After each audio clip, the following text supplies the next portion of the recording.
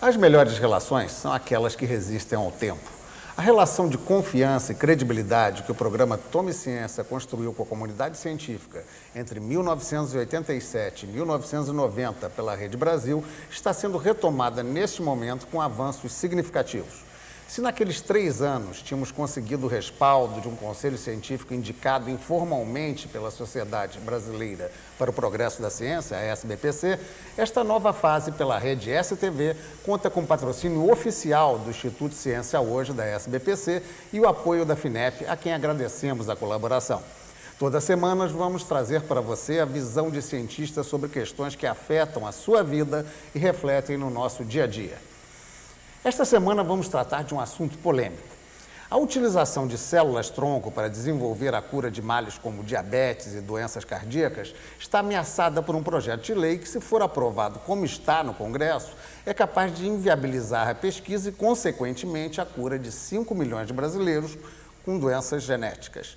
Vamos então apresentar os cientistas que vão esclarecer essas questões que passam pela ética, por conceitos religiosos e pela liberdade de pesquisa. Inicialmente, o professor Radovan Borojevic, professor titular do Instituto de Ciências Biomédicas, chefe do Departamento de Histologia e Embriologia da UFRJ e diretor do Banco de Células do Rio de Janeiro. O padre Aníbal Gil Lopes, membro da Academia Nacional de Medicina e professor titular do Instituto de Biofísica Carlos Chagas Filho, da UFRJ. Também está conosco José Luiz Teles, doutor em Ciências, pesquisador da Escola Nacional de Saúde Pública e de Bioética e Envelhecimento na Fiocruz. E para tratar das implicações legais, trouxemos o advogado Francisco dos Santos Amaral Neto, doutor em Direito Privado e professor titular do Departamento de Ciências Jurídicas e Econômicas da UFRJ, desculpe. Para começar, vamos logo delimitar o terreno das opiniões. Eu queria saber de cada um, brevemente, qual é a opinião que vocês têm sobre a Lei de Biossegurança que está em discussão no Congresso. Vamos começar, originalmente, aqui pela minha direita, com o professor Radovan. Bom, a Lei de Segurança deve ser adaptada para proteger a pesquisa, para proteger o desenvolvimento de procedimentos médicos e também para garantir que a sociedade possa avançar na aquisição de novos conhecimentos e de novas terapias. Então, o senhor acha que tem que haver uma modificação nessa lei, não pode ficar como está? Ela precisa ter uma modificação. Padre Aníbal, a sua visão?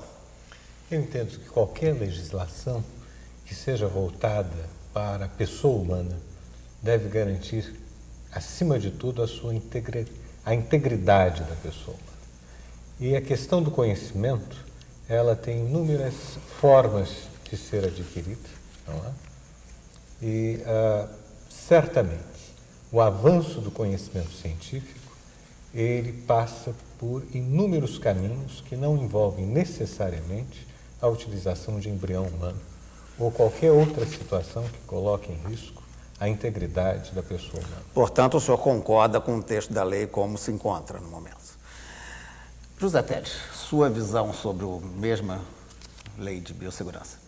A Lei de Biossegurança, ela originalmente era para tratar de organismos geneticamente modificados. Então, é uma lei que visava... Conhecido normalmente como os transgênicos, né, popularmente. Conhecido como os transgênicos. Então, é uma lei que tem por missão garantir a qualidade do meio ambiente, a saúde humana e a saúde animal. Ela se enveredou por um caminho que, ao nosso ver, deturpa, porque tratar de embriões, células-tronco, não é igual a tratar de organismos geneticamente modificados. Se continuar do jeito que está, como está a redação, ela, de fato, vai atravancar a pesquisa nessa área. Bem, professor Francisco, o senhor certamente não tem uma visão do cientista, mas certamente deve ter uma opinião também sobre a Lei de Biossegurança. Bom, já existe uma Lei de Biossegurança desde 95, agora existe um projeto para revogar essa lei. O relator, o deputado Aldo Rebelo, ele deixa claro que esse projeto tenta regulamentar o disposto da Constituição, artigo 225, permite claramente a investigação em matéria genética. ela não é explícita, como não existe no direito brasileiro nenhuma legislação específica sobre a prática experimental e terapêutica em torno, ou que tenha por objeto, os embriões. Eu não cheguei a ponto de dizer que essa lei, esse projeto inviabiliza. Acredito que ele possa ser mais explícito, mas, como o próprio relator indica, ela respeita o direito constitucional previsto na Constituição de se promover, no âmbito brasileiro, a pesquisa científica em torno do material genético. Perfeito. Não estou tão preocupado assim. Bem, vamos então tentar definir um pouco o quadro do que seja isso. Eu vou tentar fazer aqui uma definição de leigo, aí vocês me corrigem se eu estiver equivocado. Mas me parece que a questão básica se coloca na possibilidade do desenvolvimento de tecidos e adaptação celular a partir de um momento que o embrião possa ser manipulado e daí originar novos tecidos, novas células aplicáveis, então, como poder recuperador em doentes. E isto também existe, segundo eu sei, possibilidades, como já se usa hoje, de se tirar um pouco dessas células tronco de cordão umbilical, de coluna, porém, seria exatamente com o embrião, que me parece ser a polêmica, a possibilidade mais avançada de maior segurança para que essas técnicas possam evoluir com esse caráter curativo para as pessoas que têm doenças que muitas vezes levam à morte. Fui correto? Parcialmente. Mais ou menos. Então vamos lá, começa a me corrigir. Então. Parcialmente. Existem células embrionárias derivadas de embriões na fase precoce do seu desenvolvimento. Trata-se, em geral, da primeira semana depois de fecundação, e a manipulação dessas células envolve necessariamente a destruição desse embrião. Portanto, toda a questão ética envolve esse tipo de manipulação. As células retiradas de cordão umbilical ou as células retiradas da medula óssea do organismo adulto, que são a mesma categoria de células, são células que não envolvem nenhuma destruição. As células da placenta são jogadas para o lixo, as células de medula óssea podem ser retiradas sem causar dano ao doador dessas células, em geral isso é o próprio paciente. Portanto, nesse caso não há problema ético em utilização dessas células. Portanto, quando nós levantamos uma questão ética, ela se dirige às células retiradas do embrião precoce da primeira semana de fecundação e, portanto, envolvem destruição desse embrião. Bem, eu vou aproveitar que o senhor tem prática e alguns resultados bem concretos em tratamento de doenças cardíacas com essa técnica. Seria bom esclarecer como é que ela funciona, quer dizer, como é que é o procedimento de recuperação do doente. Sim, nós trabalhamos com as células retiradas da medula óssea do próprio paciente. Portanto, essas células são retiradas imediatamente antes de terapia, elas são purificadas e manipuladas para aprontar essas células para injeção no paciente. Em seguida, elas são introduzidas dentro do tecido cardíaco.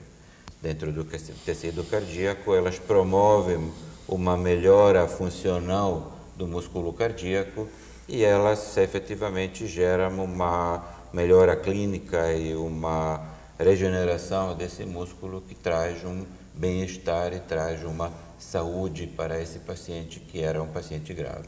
Para a gente tentar dimensionar isso, professor Teles, qual é o âmbito que nós temos no Brasil? Esse número que eu dei de 5 milhões é um número realmente estimativo, próximo da realidade? E o que é que essa nova técnica poderia trazer em melhoria de vida de doentes?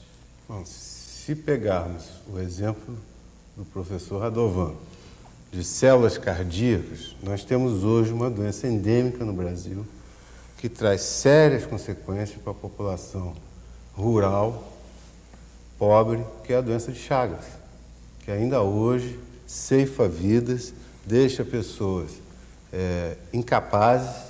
incapacitadas de trabalhar, ainda muito jovens. Então, de fato, essa possibilidade terapêutica que as células tronco não embrionárias, células tronco adultas, ela está vislumbrando, é uma possibilidade muito positiva para uma das doenças que ainda assola a nossa população, a doença de Chagas, é um bom exemplo. Isso se, eu estava comentando com o professor Radovan, quer dizer, uma das questões, e por isso que se levanta a utilização de células embrionárias, é até que ponto estas células tronco adultas, né, elas têm, de fato, essa capacidade de regeneração em todos os tecidos. Né? Nós tivemos experiências aí em relação ao tecido cardíaco. A grande questão é, e os outros tecidos, para as outras doenças? Você comentou sobre a diabetes, que é uma doença crônica, degenerativa, que é silenciosa, que atinge milhares de pessoas hoje no mundo inteiro.